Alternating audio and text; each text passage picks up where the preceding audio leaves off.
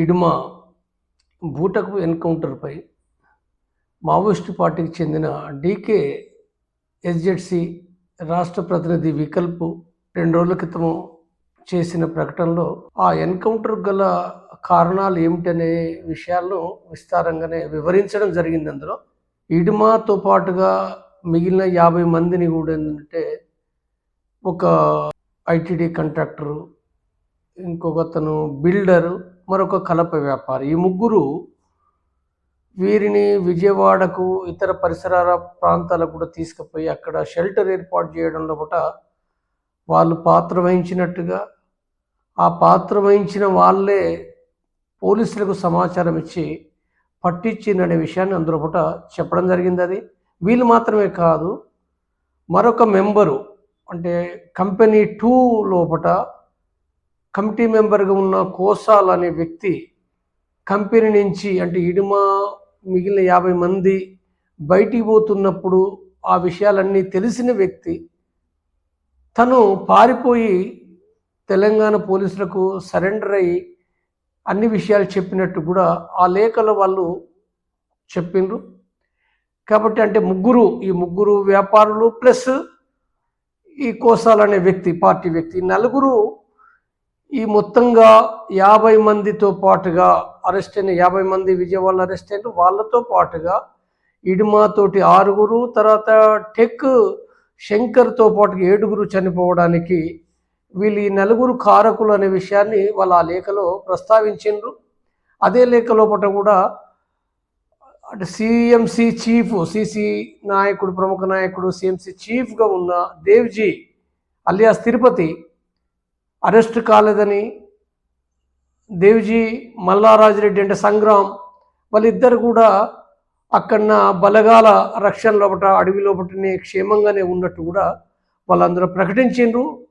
ఇదే సందర్భంగా కూడా మనీష్ కుంజామ్ అనే ఒక గతంలో ఒకప్పుడు సిపిఐలో పనిచేసి ఇప్పుడు ఒక ప్రత్యేక పార్టీ పెట్టుకొని కొనసాగుతున్నాడు. కానీ ఆయనే ఒక రాజ్యానికి, ప్రభుత్వానికి మద్దతుగా ఉంటూ రాజ్యం చేసిన అన్ని అంటే బూటకపు ఎన్కౌంటర్లను కూడా అది సరైనవే అన్నట్టుగా సపోర్ట్ చేస్తూ వస్తుండు మనీష్ కుంజాము.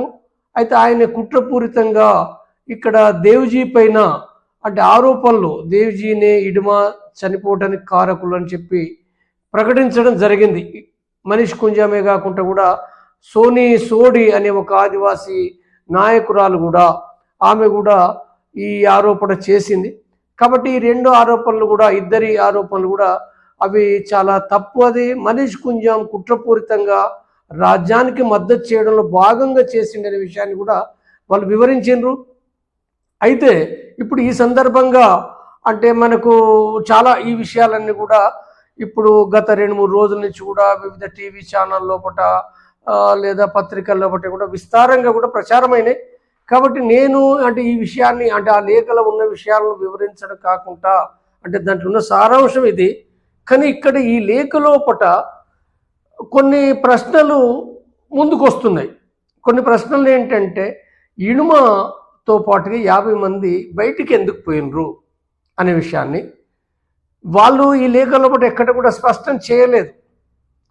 ఇడుమ అంటే ఇలాంటి సిచ్యువేషన్ లోపట ఆ ముగ్గురు వ్యాపారులతోటి ఎందుకు పోయినరు అనేది, అసలు ఆ వ్యాపారులు ముగ్గురు వాళ్ళు ఇన్ఫార్మర్లే. సరే కోసాలంటేనో పార్టీ నుంచి అప్పటి వరకు బాగానే ఉన్నప్పటికీ తను వివిధ కారణాల రీత్యా పారిపోయి అక్కడ సరే పోలీసులకు చెప్పి ఉండవచ్చని అనుమానం, చెప్పిండ్రా లేదని మనకు తెలియదు, ఒక అనుమానం సరే చెప్పవచ్చు. కొన్ని సందర్భాల్లో అక్కడ అటు పోలీసు ఒత్తిడి మూలంగా ఏ రకంగా చెప్పిండు అది వేరే విషయం. కానీ ఆయనకైతే మొత్తంగా అంటే ఇడుమ మిగిలిన 50 మంది కూడా వాళ్ళు ఎక్కడెక్కడ ఉన్నారనే విషయం ఆయనకు తెలియదు. ఓన్లీ అంటే అడవి నుంచి పోతున్న విషయం మాత్రమే తెలుస్తాను తప్ప ఎక్కడెక్కడ ఏ పట్టణం పోతుండ్రు, ఏ ఇంట్లో ఉంటుండ్రు అనే విషయం తెలియదు. కాబట్టి అంటే ఎవరైతే తీసుకుపోయి షెల్టర్లో పెట్టిండ్రో వాళ్ళకే తెలుసు విషయాలు.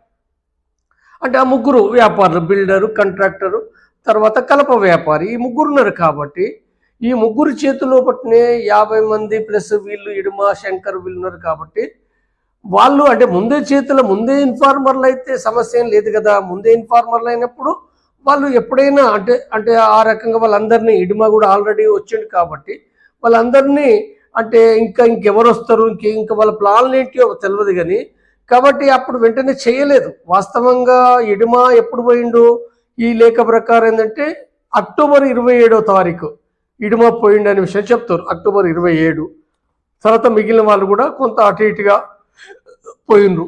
కాబట్టి మరి ఇప్పుడు ఈ వ్యాపారులను ఎందుకు ముగ్గురు ఇన్ఫార్మర్లు అంటే పార్టీ మరి ఎట్లా ఎంచుకున్నది అనే ప్రశ్న కూడా వస్తుంది.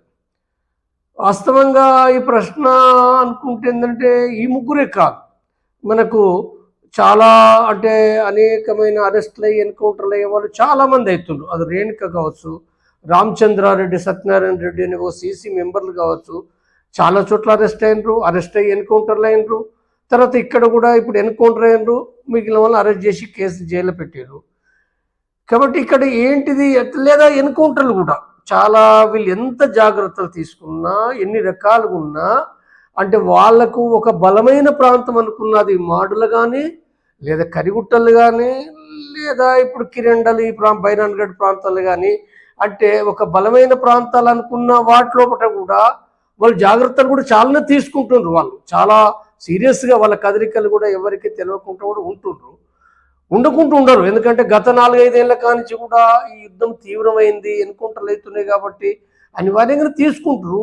కానీ ఎంత తీసుకున్నప్పటికీ కూడా వీళ్ళు ఇప్పుడు ఈ అరెస్టులు కావడం, ఎన్కౌంటర్లు కావడం జరుగుతుంది. కారణాలు ఏంటి అనుకున్నప్పుడు ఏంటంటే ఇలా అంటే మావోయిస్టు పార్టీ ఉద్యమం ఏదైతుందో అంటే మనకు వివిధ సందర్భాల అంటే వాళ్ళు ఇచ్చిన లెటర్స్ లోపల కానీ లేదా సర్క్యులర్స్ కానీ లేదా లేఖలు చాలా విషయాలు గమనిస్తే ఏంటంటే మావోయిస్టు పార్టీ అంటే ప్రజా ఉద్యమం అనేది లేదు, చాలా కాలం నుంచి ప్రజా ఉద్యమం తగ్గిపోయింది అనే విషయం అర్థమవుతుంది. ప్రజా సంఘాలు కూడా లేవనే విషయం కూడా అర్థమవుతుంది. రిక్రూట్ కూడా లేదు. అంటే ప్రజా ఉద్యమము ప్రజా నిర్మాణం లేనప్పుడు ఆటోమేటిక్ ఏమవుతుందంటే అంటే పార్టీకి ఉండే బలము, పార్టీ బలం ఏంటంటే ప్రజలే కదా. ప్రజలు కనుక నీకు అంటే సరే లేకపోతే తగ్గిపోతే ఏమవుతుంది ఆ తిండి తినాలనుకున్నా లేదా ఎటన్నా పోవాలనుకున్నా లేదా మందులు తెచ్చుకోవాలనుకున్నా లేకపోతే ఏ ఉద్యమాలు నిర్మించాలనుకున్నా నీకు ప్రజలే కాబట్టి మరి ప్రజలు లేనప్పుడు ఏమవుతుంది అక్కడ ఏమవుతుందంటే నీకు సహకరించే వాళ్ళు ఉండరు. అంటే సమస్య అవుతుంది కాబట్టి అంటే ఇప్పుడు ఏదో ఒక రకంగా తిండి కోసమో దానికోసమో దీనికోసమో పోవాలి, ఉద్యమం కోసం పోవాలి. మరి ఆ సందర్భంగా ఏంటంటే అక్కడనే ఇన్ఫార్మర్లు ఉంటుండ్రు. అంటే ప్రభుత్వం కూడా కోట్ల రూపాయలు వెచ్చించి కూడా ఏంటంటే ఇన్ఫార్మర్లు పెట్టుకుంటుంది. అంటే ఒక పార్టీకి సాయం చేసే పేరుతోటి కూడా ఇన్ఫార్మర్లు పెట్టుకుంటుంది. అంటే ఇప్పుడు ఈ ముగ్గురు వ్యాపారులు కూడా మనకు అర్థమయ్యేది ఏంటంటే ఈ ముగ్గురు వ్యాపారులు కూడా ఎప్పటి నుంచో వీళ్ళందరూ కూడా ఏంటంటే పార్టీకి సహకరించడం అనే పేరుతోటి ఒక ఇన్ఫార్మర్ చేయడము ప్రభుత్వానికి అంటే చేయడం అనేది జరుగుతుంది. లేదా కోవర్ట్లను కూడా పంపిస్తుంది కదా ప్రభుత్వం కూడా దెబ్బ కొట్టడానికి కోవర్ట్లను కూడా దళాల లోపలికి కూడా పంపిస్తున్న విషయాలు కూడా చాలా కాలం నుంచి వింటున్నదే. కాబట్టి కోవర్ట్లు పంపడము లేదా లొంగిపోయిన వాళ్ళను కూడా వాళ్ళను లొంగ తీసుకున్నట్టు అందరూ అంటే వాళ్ళు ఇన్ఫార్మర్ కాకపోవచ్చు, కానీ 100 మందిలో ఒకరో ఇద్దరు అవుతారు కదా. 90 మంది 99 మంది కాకపోయినప్పటికీ ఒకరో ఇద్దరైనా వాళ్ళు వివిధ బలహీనతల కారణంగా కానీ లేదా వాళ్ళ సంపద అంటే కానీ స్వార్థ ప్రయోజనాల కోసం కానీ వాళ్ళు కావచ్చు. మనకి ఇప్పుడు కంపెనీలను కూడా ఇన్ఫార్మర్లు అయిన విషయం కూడా మనకు తెలుస్తుంది. ఇప్పుడు మన బసవరాజు చనిపోయినప్పుడు అక్కడి నుంచి కంపెనీ కమిటీల నుంచే లొంగిపోయిన వాళ్ళు కూడా కొంతమంది, అందరు కాలేదు కానీ కొంతమంది ఒకరిద్దరైనా అంటే అక్కడ డిఆర్జీలో చేరడం, వాళ్ళే ఆయుధాలు పట్టుకుని వచ్చిన విషయాలు కూడా మనకు ఆ విషయాలు కూడా పార్టీ నుంచి వాళ్ళ ప్రకటనల ద్వారా మనకు అర్థమవుతుంది. కాబట్టి మొత్తంగా చూసినప్పుడు ఏంటంటే మావోయిస్టు పార్టీ చుట్టూతా ఒక వలయం అనేది ఒక ఇన్ఫార్మర్ నెట్వర్క్ అనేది అవుతుందో చాలా బలంగా చాలా భయానకంగా ఉంది. అది అంటే తిండి కావాలనుకున్నా, మందులు కావాలనుకున్నా లేదా ట్రీట్మెంట్ కావాలనుకున్నా, ఏ వస్తువు కావాలనుకున్నా, ఎవరిపైన ఆధారపడాలనుకున్నా ఎవరిని నమ్మలేని ఒక భయానకమైన పరిస్థితి అనేది అవుతుందో ఏర్పడింది. అంటే ప్రజా ఉద్యమం లేదు, ప్రజా నిర్మాణం లేవు, రిక్రూట్ లేదు. తర్వాత యుద్ధానికి కూడా ఏంటంటే వాళ్ళకు చాలా అసలు ఆ తూటాలు కూడా అయిపోయినాయి, తూటాలు కూడా కాల్చలేకుంటేనే వాళ్ళు టపాకాయలు కూడా కొన్ని సందర్భాల్లో కూడా కొంత అంటే భద్రతా బలగాలు భయపెట్టిస్తే అది కూడా చేస్తున్నారు. కొన్ని సందర్భాల్లో నిజమైన తూటాలు కారుస్తారు, కొన్ని సందర్భాల్లో ఒకటి ఆ రకంగా కూడా వాళ్ళు చేస్తున్నారు. కాబట్టి అనేకమైన ఏవైతున్నాయో ఇవన్నీ కూడా ఏంటంటే ఇక్కడ ఈ యొక్క తప్పనిసరి అంటే వాళ్ళు అంటే కొంతమంది సరే ఇప్పుడు ఇప్పుడు సరెండర్ ఎందుకు అవుతుండ్రు, తర్వాత సాయుధ పోరాటం విరమణ ఎందుకు చేసిండ్రు అనేది ఇది కూడా ఏంటంటే ఆ మొత్తం ఉద్యమం ఒక దెబ్బతింటున్న పరిస్థితిలో కూడా జరిగే పరిణామాలకి ఇక్కడ అర్థం చేసుకోవాలి. కాబట్టి ఈ సరెండరు సాయుధ పోరాటం విరమణ గురించి నేను మరొక సందర్భంలో నేను వీడియో చేస్తా కానీ ఇప్పుడు ఈ జరిగే నష్టాల నుంచి ఏదైతుందో ఇక్కడ ఇప్పుడు ఇన్ఫార్మర్లు పెరగడం ఏదైతుందో ఇది అసలు ఇక్కడ ఉన్నాడు అక్కడ లేడు అనేది లేదు కాబట్టి ఏంటంటే చుట్టూ అదొక వలయంగా చుట్టబడినది. ఇది ఒక తీవ్రమైన నష్టము. ఇది ఒకటైతే ఇక తర్వాత రెండో ప్రశ్న ఏంటంటే మరి 50 మంది ఎందుకు పోయినరు ఒకేసారి? 50 మంది ఇప్పుడు ఇడుమా ట్రీట్మెంట్కు పోయినరు అనారోగ్య కారణం అనేది ఒకటి వచ్చింది కావచ్చు, అదే కావచ్చు, అనారోగ్య కారణమే కావచ్చు.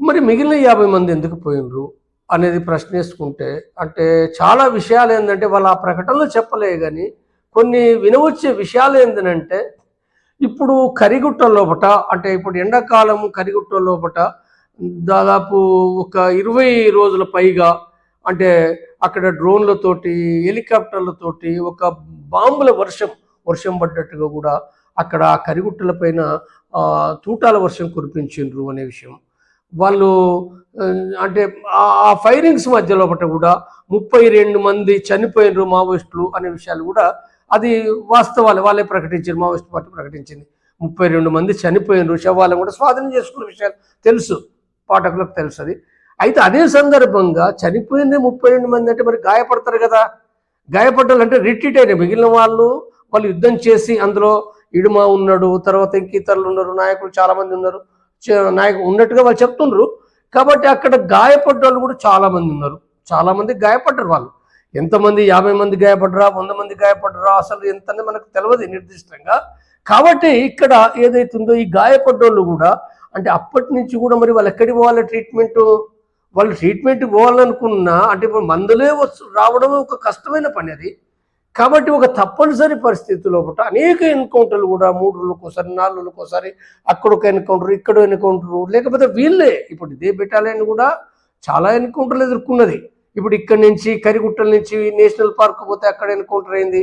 అక్కడ కూడా ఏంటంటే ఆ తర్వాత దాంట్లో చెల్లా చెదరైపోయినప్పుడు ఒక సుధాకర్ అని చెప్పి అక్కడ కూడా నేషనల్ పార్క్లో చనిపోయిండు, మరో చనిపోయిండు. ఇది కంటిన్యూగా ఈ ఎన్కౌంటర్లు జరుగుతున్నాయి కూడా ఈ ప్రాంతాల్లో కూడా ఇది వినవచ్చే విషయాలు. కాబట్టి ఈ పరిస్థితుల్లో కూడా వాళ్ళ ట్రీట్మెంట్ కూడా ఎందుకంటే ట్రీట్మెంట్ అంటే ఇప్పుడు మామూలుగా జ్వరం వస్తే గోళీలు వేసుకోవచ్చు, కానీ మరి గాయాలయ్యే ఈ ఆపరేషన్ చేయాలంటే వాళ్ళక్కడ అది లేదు. అది అసలు గోళీలే ఇప్పుడు చాలా కష్టాలు ఏర్పడ్డది. అది గోళీలు కూడా అసలు మందులు కూడా లేని పరిస్థితి. కొన్ని సందర్భాలు ఎక్స్పైర్డ్ డంపులో ఉన్న ఏడాది కింద మందులు కూడా వాళ్ళు వేసుకుంటుండనే విషయాలు కూడా తెలుస్తున్నాయి. మందులు కూడా దొరకని పరిస్థితి ఉంది. కాబట్టి ఇప్పుడు ఈ ఆపరేషన్ అనేది ఇంకా చాలా కష్టమైంది. కాబట్టి ఇప్పుడు దీంట్లో వాళ్ళు అంటే ట్రీట్మెంట్ కూడా అంటే పంపడం అనేది ఉన్నంతలుగా బెటరు అనే దాంతో, ఎందుకంటే గాయపడి కూడా ఏంటంటే మరి ఆఖరికి ట్రీట్మెంట్ చేయకపోతే వాళ్ళు ఎక్కడికి నడవలేరు, ఎవరు మోసుకుపోలేరు, చుట్టూ పోలీసు బ్యాచ్లు ఉన్నాయి, ఒక ఇది ఉంది అంటే మంచిగా ఉన్న వాళ్ళు కూడా చనిపోయే పరిస్థితి, లేదా గాయపడ్డోళ్ళు కూడా ఏంటంటే ట్రీట్మెంట్ చేయకపోతే సకాలం చేయకపోతే వాళ్ళు కూడా చనిపోయే పరిస్థితి ఉంది. కాబట్టి ఒక అనివార్యతకు నెట్టబడ్డారు వాళ్ళు. అంటే బయటికి కూడా తీసుకుపోయి సాధారణ ఆదివాసులు కూడా తీసుకుపోలేరు. అంటే ట్రీట్మెంట్కు విజయవాడకో లేదా తమిళనాడుకో తీసుకుపోవాలంటే సాధ్యం కాదు. కాబట్టి వాళ్లకు మరి బహుశా వాళ్ళకి అనుమానాలు ఉన్నాయా లేవో తెలియదు, కానీ ఉన్నంత లోపల ఏంటంటే సరే ఎవరో దాంతో వాళ్ళు పంపినట్టుగా ఈ ముగ్గురి కూడా ఏంటంటే మనకు అర్థమవుతుంది. అది అంటే ఇక్కడ ఈ సంఖ్య ఏదైతే ఉందో అంటే అనివార్యతకు గాయపడి పంపాలని ఒకటి ఉంది. తర్వాత ఇంకొక విషయం కూడా ఏంటంటే వాళ్ళు అంటే మావోయిస్టు పార్టీ 2024 ఆగస్టు లోపల కూడా వాళ్ళ సర్క్యులర్ రాసుకున్న దాని ప్రకారం ఆనాడే వాళ్ళు రాసుకున్నది అంటే బసవరాజు ఉన్నప్పుడే కొంతమందిని అనారోగ్యంగా ఉన్నోళ్ళను వయసు మీరిన వాళ్ళను వాళ్ళని పంపాలి. ఇప్పుడు వాళ్ళు ఉండడం ద్వారా వాళ్ళకు నష్టమే, తర్వాత మరొక వంక కూడా పార్టీ కూడా ఏంటంటే వాళ్ళకు రక్షణ ఇవ్వడం కూడా సాధ్యం కాని ఒక పరిస్థితి ఏర్పడింది. కాబట్టి వీళ్ళని పంపాలనేది కూడా వాళ్ళు రాసుకున్నారు. ఇప్పుడు అందులో భాగంగా ఇప్పుడు తెలంగాణలో కూడా మనకు చాలామంది సీసీ మెంబర్లు, స్టేట్ కమిటీ మెంబర్లు వీళ్ళు కూడా మరి బయటకు వచ్చి సరెండర్ అవుతున్న విషయాలు కూడా మనకు అర్థమవుతుంది. అంటే ఒక వంక సరెండర్ చేయిస్తుండ్రు, సరెండర్ కమ్మని, మరొక వంక ఇతర ప్రాంతాల్లో వాళ్ళు సెటిల్ చేయాలనే అవగాహన కూడా వాళ్ళు అక్కడ ఉండి పంపుతున్నారు. కాబట్టి ఇక్కడ బెటాలియన్ వాళ్ళు కూడా గాయపడ్డారు కాబట్టి రెండు కూడా సైమల్టేనియస్గా అంటే ఈ రెండింటిని దృష్టిలో పెట్టుకున్నప్పుడు ఏంటంటే వాళ్ళు 50 మందిని పంపవచ్చు అనేది మనకు కొంత అర్థమవుతుంది. అంటే వాళ్ళు పూర్తిగా చెప్తే తప్ప మనకు అర్థం కాదు, కానీ ఒక అంచనా మాత్రం చాలామంది ఈ అవకాశం ఉండవచ్చు అనేది మాట్లాడుతుండ్రు. కాబట్టి ఏదైనప్పటికీ ఒకవేళ ఇవే అయితే కూడా ఏంటంటే మావోయిస్టు పార్టీకి అంటే ఇప్పుడు ఒక వంక సాయుధ పోరాట విరమణ చేసిన వాళ్ళు ఉండగా ఎన్కౌంటర్ నష్టాలు చాలా అతి తీవ్రంగా ఉన్నాయి. వందల సంఖ్యలో నష్టాలు అవుతుండ్రు, తర్వాత సరెండర్స్ అవుతుండ్రు, తర్వాత ఈ సెటిల్మెంట్ పేరు మీద కూడా సాయుధ పోరాటాన్ని విడిపోవడమే. మరి ఆ సందర్భం కూడా అరెస్టులు కావడము, ఎన్కౌంటర్ కావడము, తిరిగి ఇవన్నీ కూడా అవుతున్నాయి. అంటే ఈ మొత్తం విషయాలు కూడా మావోయిస్టు పార్టీ ఒక అనివార్యతగా నెట్టబడ్డది. కానీ అంటే వాళ్ళు ఒక సమగ్రమైన దృష్టితోటి ఇవాళ అంటే సాయుధ పోరాటాన్ని కొనసాగించే పరిస్థితులు ఉన్నాయనే వాళ్ళు అంటే నమ్మితే అంటే శాస్త్రీయంగా అంటే నమ్మకాలు కాదు, నమ్మకాలు లేదా తుపాయికి పట్నం కాబట్టి చివరి వరకు ఏదేమైనా పోరాడాలని కాకుండా అంటే ఇవాళ అది సరే ఒకనాటి కాలం లోపల ఒక పాత 100 సంవత్సరాల కాలంలో వేరు, కానీ వాళ్ళ ఒక మార్గాన్ని అర్థం చేసుకున్నప్పుడు ఇవాళ అంటే విజయం సాధిస్తామనే నమ్మకం ఉంటే అంటే శాస్త్రీయంగా ఉంటే పోరాడాలి. ఆ నమ్మకం కరెక్ట్గా అంటే ఒక ఖచ్చితంగా ఈ దేశంలో సాయుధ పోరాటం ద్వారా అంటే సాయుధ పోరాటం అంటే కూడా ఏంటిది అంటే విముక్తి ప్రాంతాలు, గెరిల్లా జోన్స్ స్థాపిస్తూ ఈ రకంగా ఎర్ర సైన్యం లక్షలాదిగా నిర్మించి ఈ దేశంలో రాజ్యాధికారాన్ని కనుక చేపడతామని కనుక ఉన్న వాళ్ళకి కనుక ఉంటే పోరాడచ్చు, బయట వాళ్ళు ఏం చెప్పినా. కాబట్టి అక్కడ ఉన్నవాళ్ళు కూడా అంటే అంచనా వేసుకోవాలి. అంటే ఏ ఎత్తుగడలు ఏవెత్తున్నాయో ఇవి మరింత నష్టాలు పాలవుతాయి అనేది అనుకున్నప్పుడు ఏంటంటే విజయం సాధించే అది లేకపోతే వాళ్ళు ఒక పద్ధతిలో రిట్రీట్ కావడం ఇది మార్గంలో భాగమే. బయట వాళ్ళకి తెలియదు, సాధారణ జనం వాళ్ళకు తెలియక కొంతమంది అభిమానులు మాట్లాడవచ్చు, అభిమానులు మావోయిస్టు పార్టీ అభిమానులకు వాళ్ళు తెలియక మాట్లాడవచ్చు. కానీ అక్కడున్న నాయకత్వం ఏదైతుందో శాస్త్రీయంగా అర్థం చేసుకొని ఇది సాధ్యం కాదనుకున్నప్పుడు దీని నుండి ఏ రకంగా అంటే రిట్రీట్ కావాలనే విషయాన్ని ఏదైతుందో వాళ్ళు ఆలోచించుకోవాల్సిన అవసరం అయితే అది తప్పనిసరిగానే ఉంటుంది అనేది ఇక్కడ తీసుకోవాల్సిన ఈ వచ్చే ప్రశ్న నుండి తీసుకోవాల్సిన గుణపాఠంగా అర్థం చేసుకోవాలి.